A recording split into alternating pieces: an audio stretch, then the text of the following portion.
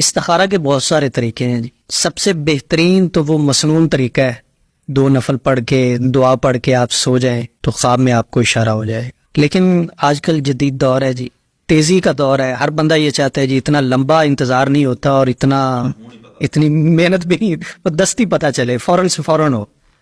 تو اس کے لیے ایک استخارے کا طریقہ یہ ہے کہ 2 رکعت نماز نفل پڑھیں گے. آپ پہلی رکعت میں جب سورہ فاتحہ پڑھیں گے تو بسم اللہ الرحمن الرحیم الحمدللہ رب العالمین الرحمن الرحیم مالک یوم الدین ایاک نعبد و ایاک نستعین اہدنا الصراط المستقیم. اس آیت کو آپ 313 مرتبہ پڑھیں گے.